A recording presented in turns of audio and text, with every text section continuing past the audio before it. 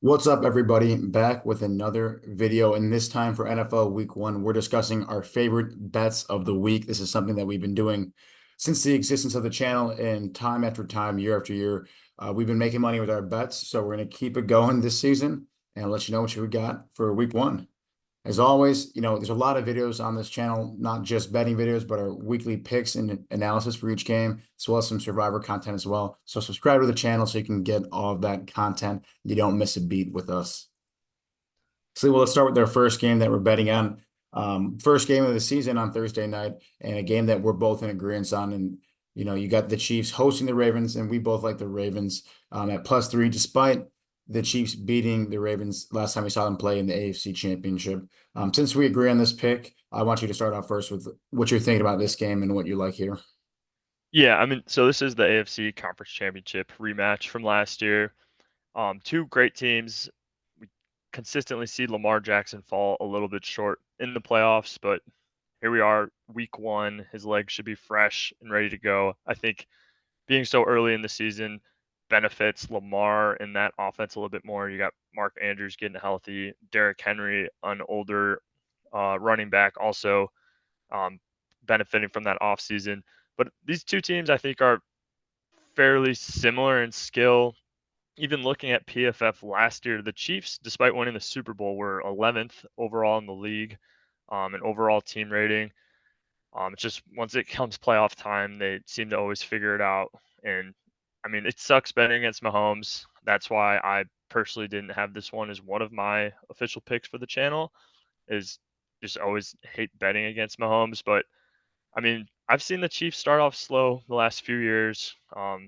Even despite being such a great team, they lost to the Lions last year in the season opener. A couple of years before that, Mahomes had a really rough September to start the season. But the main reason for me is the uncertainty in the wide receiver room. Hollywood Brown's doubtful for this game. Rashi Rice looks like he's going to play, but he could be suspended at any moment once the litigation kind of processes from that car crash back in the spring. So I think there's just a little bit more going on in Kansas City that they have to deal with, whereas the Ravens are hungry after falling short last year, being the number one seed. Yeah, they had high hopes, and a lot of people were thinking it could have been their Super Bowl season last year. Hmm. So, yeah, although they're on the road, I do think they are the better team, and just playing this early in the season benefits them a little bit more than the Chiefs. Yeah, I agree with all the points that you made. And you mentioned that the Chiefs last year during the regular season finished with the 11th best PFF overall team ranking. The Ravens, on the other hand, finished third behind only the Dolphins and the 49ers. And I don't really see the Ravens taking a step back in terms of personnel from last year's regular season to this one. Obviously, they got Derrick Henry, which is, even despite his age, is an upgrade at the running back. You're getting Mark Andrews back, like you mentioned, at tight end. You get Zay Flowers another year in that system, along with Bateman over there from Minnesota. So the offense seems to have all the weapons it needs with Lamar Jackson coming off an MVP season. And then on the defensive side of the football, not a lot of departures there, and still one of the most menacing units in the league. While the Chiefs have a pretty solid defense, it's nowhere near the level of the Ravens. And again, I think what's really the big question mark is how are the Chiefs' new wide receivers going to perform in, really, whether they're new or not, they're in their new role with this offense. We saw early in the season last year, after the departure of Tyreek Hill, a lot of these guys struggled in the beginning of the season, not only just dropping catches, but really just getting a feel for this offense. And that's really getting a feel is something that takes time for the Chiefs offense and defense to develop throughout the season. You always see them finish stronger and stronger and really start to click when it comes to playoff time. And that's because of the nuances in both the Andy Reid offense and the Steve Spagnuolo defense. This is a matchup again. It being early in the season, it was what really benefits the Ravens so much. If this was a playoff game, there's no chance we'd be taking the Ravens +3 here. If it was week 18 and the Chiefs needed a win, that wouldn't be the case either. But the fact it's week one and you get a really fresh Ravens team, which is more important given their injury history, I think it's a great spot for the Ravens to go on the road and avenge their AFC Championship loss. Again, with a really talented offense, but I think the difference here is how stifling their defense will be. Yeah, we mentioned it in our full preview of the entire slate last week, but I'm interested to see how big the loss of Algerius Sneed on that Chiefs defense is as well. He was kind of that lockdown corner. You're gonna need guys to step up. New faces, like you already mentioned, and especially with how advanced those schemes are under Reed and Spagnuolo. It's just gonna take a little bit more time. Yeah, and that's all it is. And it's not that the Ravens schemes aren't complicated either, but they have They have more consistency coming more back consistency from in the this. in the personnel, exactly. But I will say it's probably there's nothing much more to the complication of an Andy Reid offense and a Steve Spagnuolo defense. It's just that's just the way it is, and it's that complications and that intricacy that makes them so challenging the postseason. But moving on, we got another really good game amongst marquee playoff teams here with hopefully Aaron Rodgers' first full game with the Jets, if he can make it through against the Super Bowl runner-ups and the 49ers here. See, it was another one of your picks, but I kept it second just because this is such a great game here. I'll weigh in second. Again, this one's your pick, but I want to see what you got to say here. Yeah, another primetime matchup.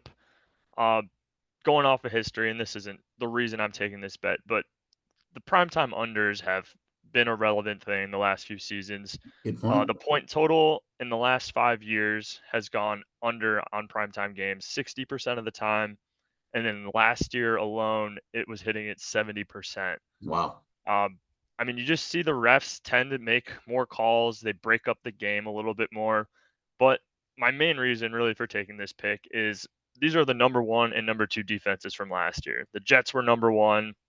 And even with how bad that offense was, like they're always on the field. Like getting Aaron Rodgers back there is just going to help this defense a little bit more, at Very least being able to true. move the ball.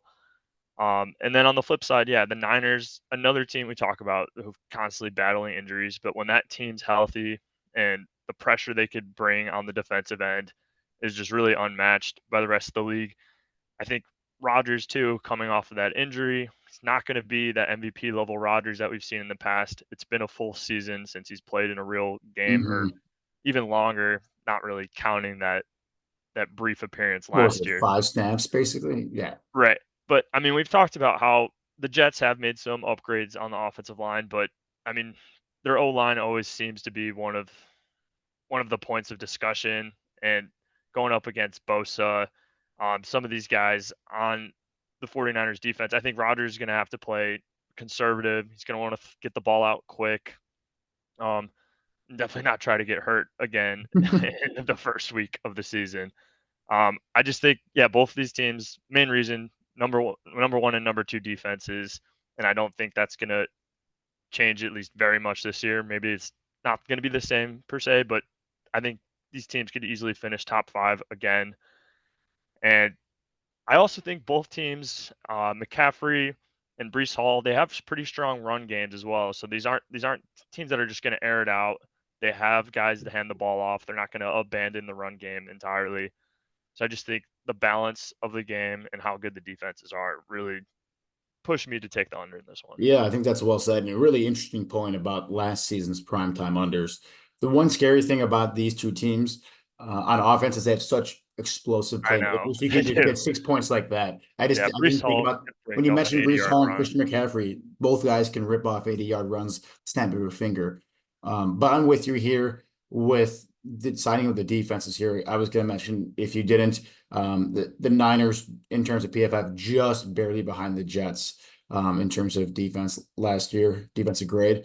Um, what I also think lends itself to this under bet too is that these guys have had some personnel, I wouldn't say issues, but absences in leading up to the preseason and regular season with Aaron Rodgers holding out in camp, not really getting the reps in with this first team offense as much as some people would have liked. I've seen some videos of Garrett Wilson and him getting into it about his absence. And then you get Brandon Ayuk, who's been out of camp for a while. And then not to mention Trent Williams there is the all-world left tackle for the 49ers. So you get a couple of guys that really might not be physically ready to play, certainly mentally haven't been in it as long as the rest of the team. And some pretty important guys as well. So I'm with you with the under. If you see one, you know, explosive play bust open or a defensive touchdown that could ruin it. But that exists in any game. It's just a little more relevant because you get so many great defensive guys on both sides or on both sidelines, and then you got so many offensive playmakers too.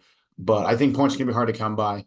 Like you said, Rodgers is gonna have to play a little conservative against this all-world 49ers defense, and that's really not his MO. He gets plays in big chunks and relies on the deep ball more than most quarterbacks that I've seen.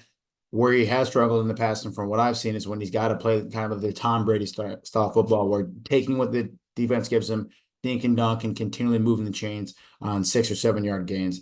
That's not what Aaron Rodgers does. Maybe that'll change, but that's not really even what this Jets offense does. It's not like they have an abundance of talent at the wide receiver level, especially from the 10 yard marker in. Garrett Wilson can do it all, but other than that, you got your deep threats like Alan Lazard that go for 20 yards plus. They don't have a ton of guys that are your stereotypical, let's say, Julian Edelman, to continue this analogy to the Patriots, where he's a quick, shifty slot receiver that is really tough to guard in the open field. They don't have that option either. All this to say, again, I don't think the Jets offense is going to be putting up an incredible amount of points, even with Aaron Rodgers at the helm, too, just in this game. Right. Yeah. We'll have to see. But I'm with you. I like the under. And it's also worth noting when we first put this together, Sleewood, the card was at 44.5. Since then, the public's bet the under. So they've been on our side and moved down to 43.5. So we're not the only ones thinking this way as well. Right. Yeah. I mean, hopefully the odds makers aren't right on and they hit the 44 Yeah, mark. But yeah. regardless,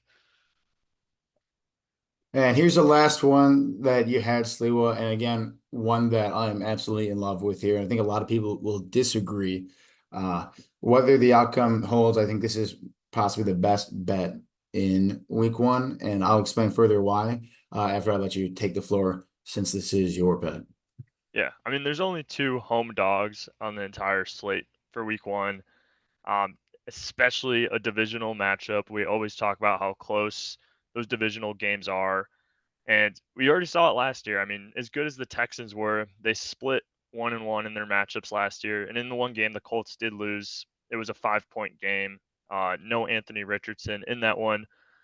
But Jonathan Taylor still was able to rush for 188 yards in his Jeez. one game against the Texans. And in the one game Anthony Richardson did play in, they did win the game. Not he did not light up the stat sheet at all, but getting both of those guys together, they didn't have their starting quarterback and running back play at the same time against the Texans at all last year.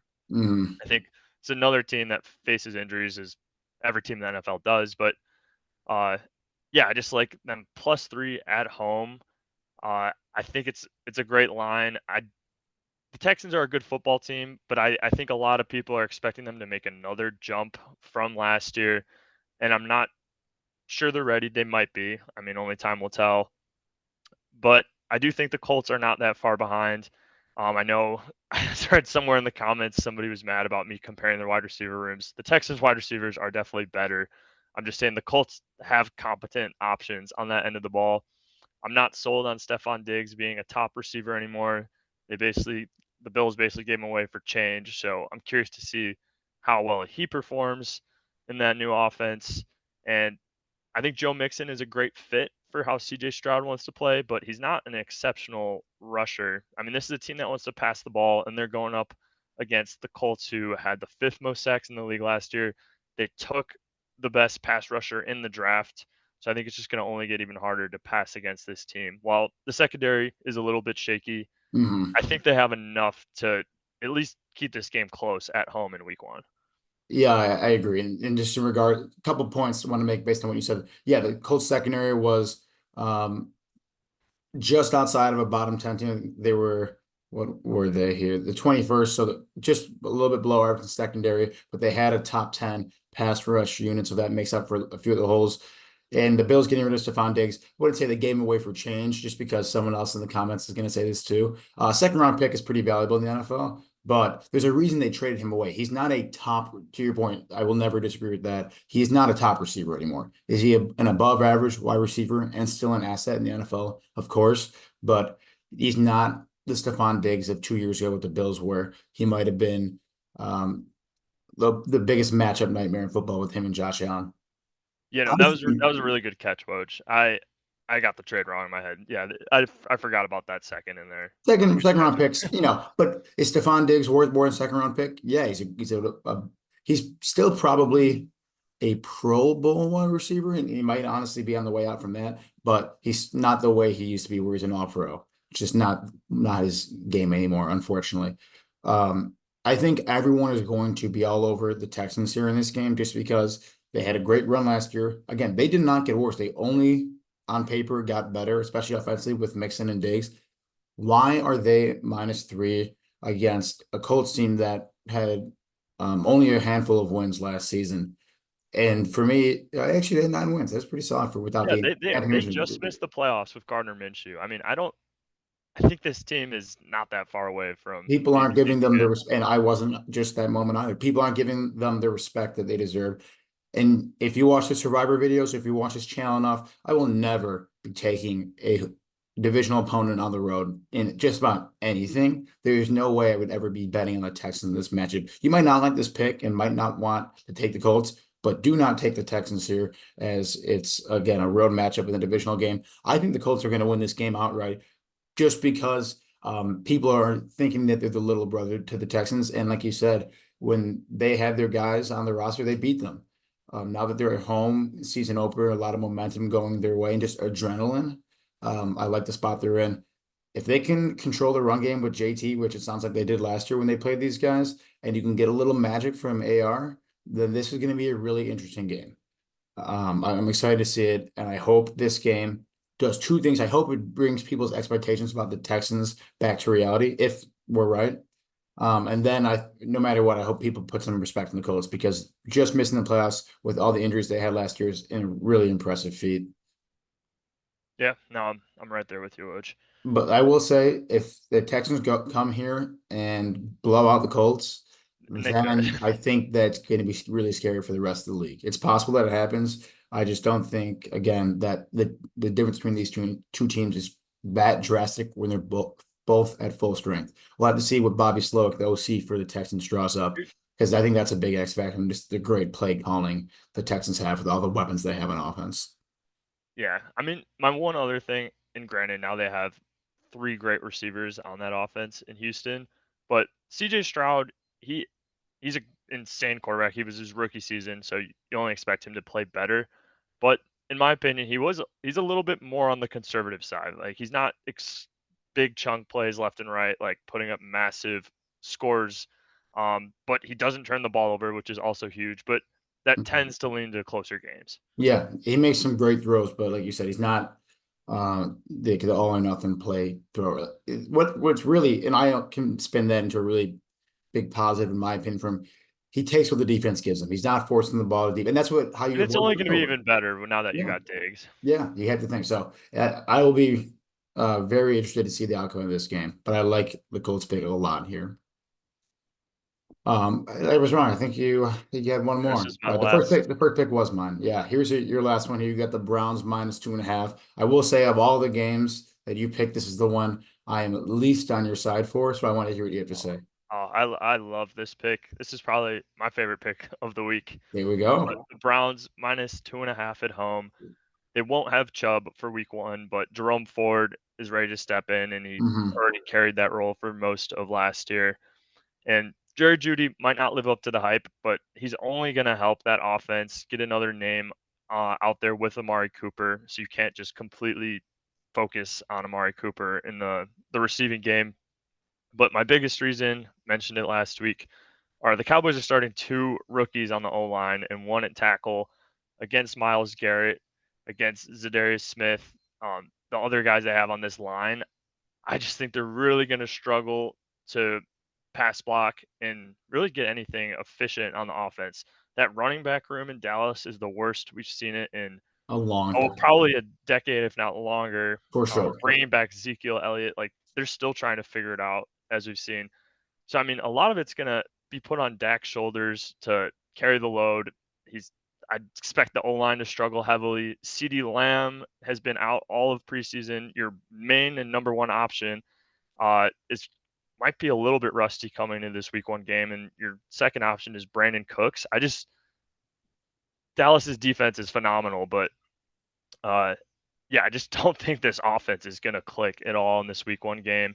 Could be wrong, but I mean, CeeDee Lamb is expected to carry most of this That's what production. it's going to be. And on top of that, the Browns were 8-1 at home last year. Mm. Their only loss came to the Ravens, who were the AFC regular season champs. So I mean, this Browns team, they play phenomenal at home. That their fans get really into it. The dog pound. So I think everything's leaning towards the Browns for me in this one. This is my favorite pick of the week. Yeah, I don't disagree with anything you said. In it being my least favorite pick, I certainly would not be betting the Cowboys here. What everything you said leans itself to the Browns. The Cowboys had the number 5 defense last year in PFF. Browns had number 6, so they're right behind and pretty similar on the defensive side. The difference in going to the Browns is the terms of playmakers and the offensive line, which both. So the Browns have a better offensive line and a better running back room. Amari Cooper is no slouch at wide receiver. I think he's consistently underrated. He's quietly had a top 20 fantasy finish last year and actually was a great producer at the wide receiver position. Beside, even given the rotating quarterback room that was happening in Cleveland. But again, the big difference here is quarterbacks. If I had to trust one team to win a game, or one of these two teams, it would be Dak Prescott and this Cowboys offense, rather than if the Browns had the ball in a 2-minute drill down 2 with Deshaun Watson, who's been pretty rusty and really hasn't been playing great, even when he is on the field. That's why I lean for the Cowboys. And that's what makes me a little nervous is that I can see a comeback happen from the Cowboys who in Dak Prescott, who seem to be a lot better in the regular season than they do in the postseason. But I will say to give you a little credit here too, Dak Prescott and the Cowboys do not seem to play well against playoff teams. They don't seem to play well against really great defenses. And without a really solid offensive line and a run game, it is really going to be all on Dak's shoulders. And is that enough to beat a really good and playoff team like the Browns? Doesn't seem like it. So I'm not saying I hate the pick. I'm weary of it just because I don't like that the Browns are behind the 8 ball in terms of the quarterback battle here. Yeah, no, yeah, and I definitely can't disagree with that point. But everything else outside of having CeeDee Lamb on your roster, it goes to the Browns. And obviously, Dallas has an incredible and perhaps the best defensive player in football, Micah Parsons. Um, but Myles Garrett is, I think he's the favorite to be Defensive Player of the Year. Um, if not, he's right behind Micah Parsons. So like those two guys almost are neutral and equalized out because they're just both so talented. And then you start to look at the rest of the defense, it's all Browns. When guys like Denzel Ward, um, Jeremiah, Owusu Rusu Koromora, Koromora, like Jay, I'm just gonna call him great, JK for the great rest of the time. coverage linebacker. Just this incredible, absolutely incredible what he can do when I watch him play. I think you said Darius Smith is just about the best number 2 defensive end. And this clearly makes the Browns have the best pass rush and tandem in football. Just a few things that the Cowboys had, the Browns don't, and we know how big of a deal the quarterback position is in the NFL. But if there's one thing we saw the Browns do last year, it is defy that stigma and dogma that quarterbacks matter because they were able to win 11 games with Joe Flacco and anyone else in the quarterback room. So this will be a fun game to watch because it's gonna be a lot of defense and a lot of great talent flying around the football field on the defensive side. Yeah, yeah, yeah. I mean, quarterback play definitely favors Dallas, but I think But that's it. Cleveland going 8-1 at home last year too. I It's mean, pretty this team, convincing. like, it's hard for me to pick the Cowboys when the Browns' only home loss last year was against the Ravens, who were the Completely best team agree. in the NFL at the time. Your points are definitely stronger, without a doubt. I can only say why I potentially don't like it. Going here to the Raiders and the Chargers. I think this line actually moved to +3.5. So take even more so a better reason to take the Raiders here. But I'm looking at these two teams as this one is my pick, Sliwa. So I'll start this one off. You look at last year and just talk about overall team rankings in PFF. The Raiders were 15th last year in PFF rankings, and the Chargers were 20th. I also mentioned in the last video that I don't like taking, sorry, the last game that I don't like taking road teams and divisional opponent. That's usually when it's a favorite. I think divisional matchups, especially in the AFC West, are so much tighter than you would otherwise think. And that's why I don't like taking really the favorite in a divisional matchup. You look at the Raiders last year, what they did, and to speak to this point, they went into Arrowhead, went into Kansas City late in the season when they were 10-point underdogs and they beat the Chiefs outright. And again, that's just an anecdote to this point that divisional matchups, the favorite is never a safe pick. Just because you got the hungry dog chasing close behind. But again, the Raiders were the better team last year than the Chargers in PFF. I know the Chargers didn't have Justin Herbert for a lot of the season, but the Raiders at 8 and 9 are significantly better than the Chargers in terms of PFF ranking. And they added a few guys like Brock Bowers and the offense that makes me a little more optimistic to see what they can do. Obviously, they lost Josh Jacobs at the running back room, but I think that with his play last year, that move is almost inconsequential.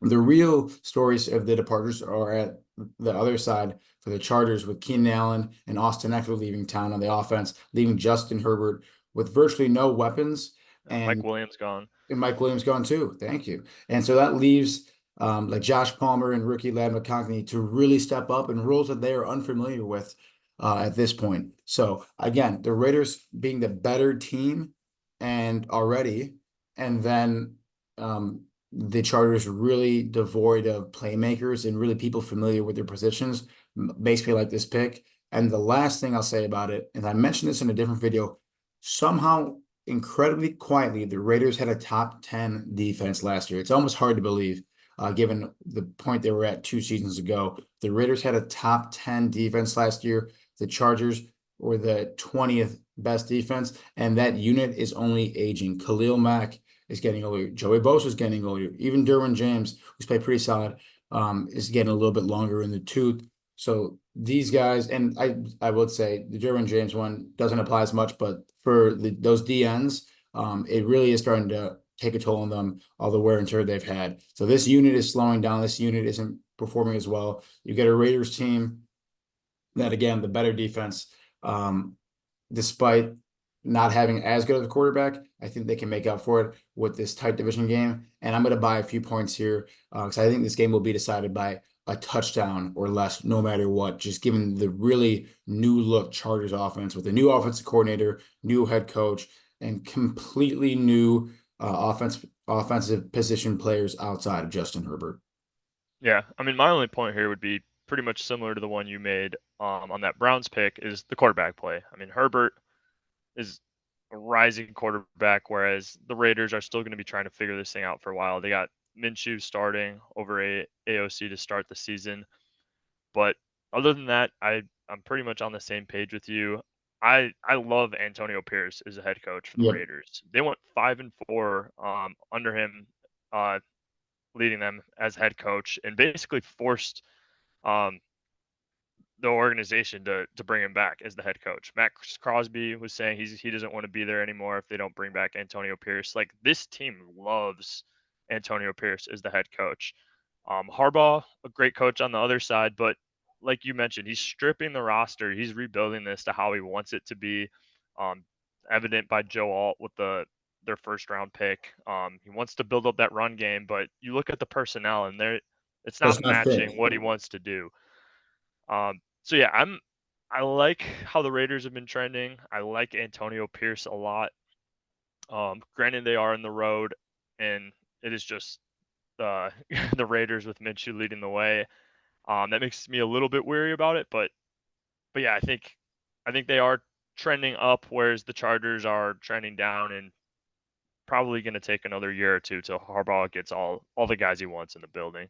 Yeah, and you made a great point too that I wanted to touch on is that the head coach and the offensive coordinator hiring, they don't fit with Justin Herbert's style of football. They don't fit with what this Chargers offense has seen. It's going to be, if it goes the direction we've seen historically from these guys, it's going to be a completely new look style of offense for the Chargers. If you want to get a glimpse of what this new look Chargers offense could look like, take a look at what Greg Roman has done in his career. In his last gig, he was the Ravens offensive coordinator, where they love running the ball, they love running tight end sets, getting the tight end in action. The wide receiver is an inconsequential position in the Greg Roman offense, but in the Jim Harbaugh offense too at Michigan. And even before that, you look at these two coaches were together back in the 49ers when they were making those runs with Vernon Davis as the star weapon in the offense.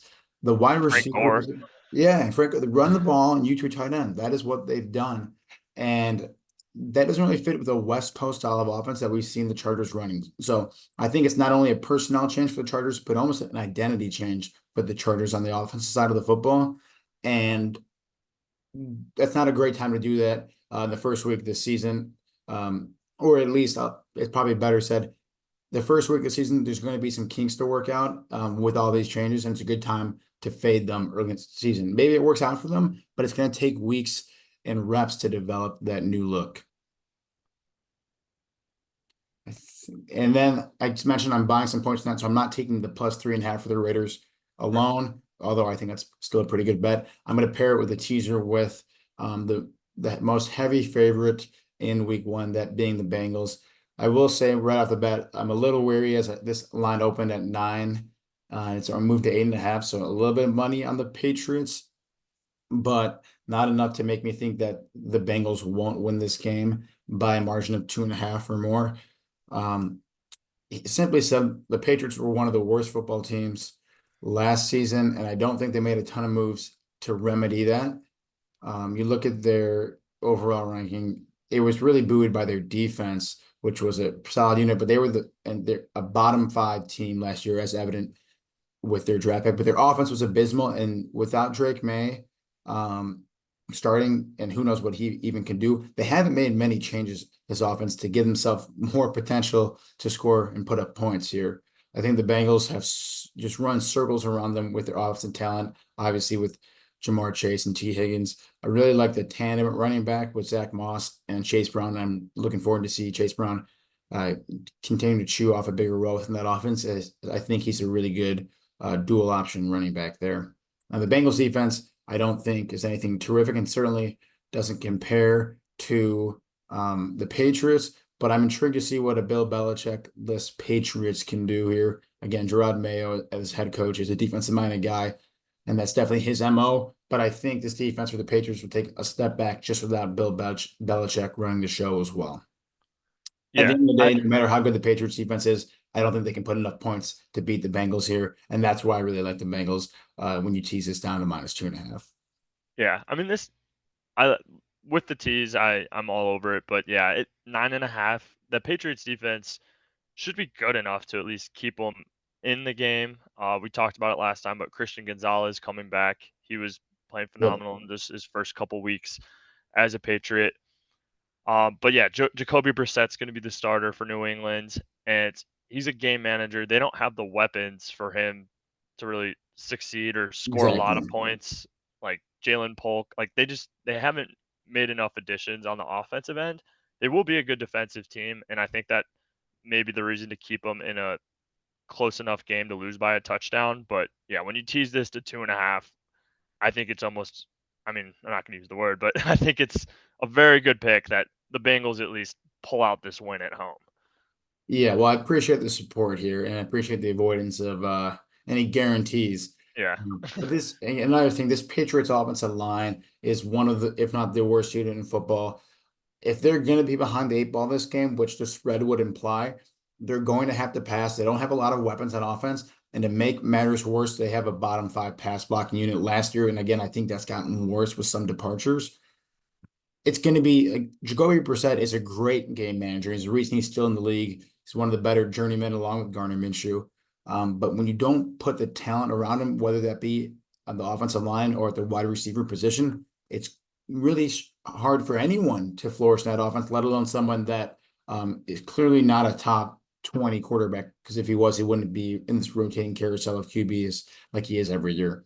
So he's a Yeah. solid quarterback, but when you give him nothing to work with, he can only do so much.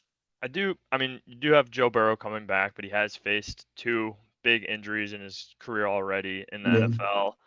Um, yeah, so he still should be enough to get them this win, but I do think the Bengals aren't getting much better um, than say they were in a year or two ago. But having Burrow back and the things he could do with Jamar agreed. Chase and T. Higgins should be enough. It's more so, I guess, the hope I think that everyone has, that the Bengals can get up to reaching their potential here too.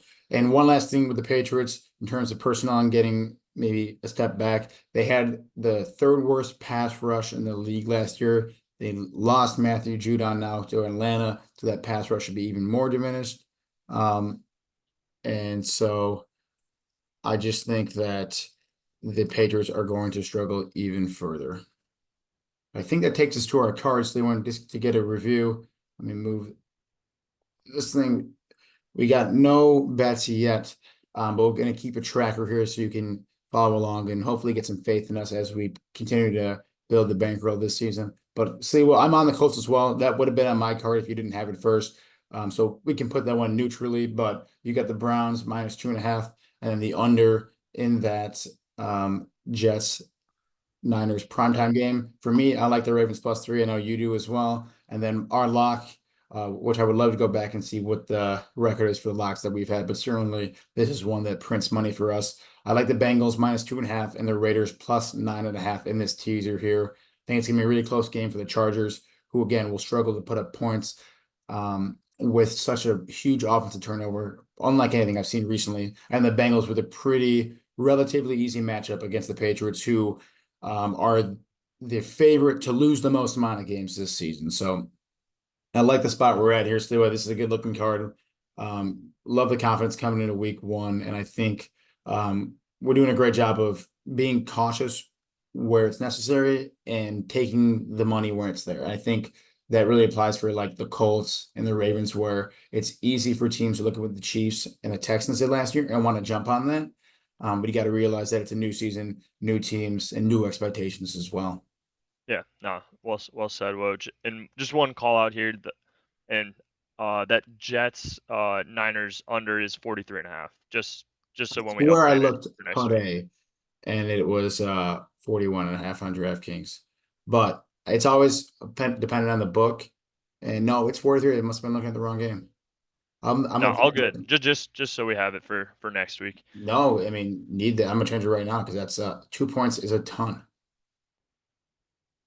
You're right. And I think we have that even in the regular game slide. Yeah, yeah. But great call out there, and we'll have to revisit this next week with our bets and see how we did week one as we continue to make our week two picks.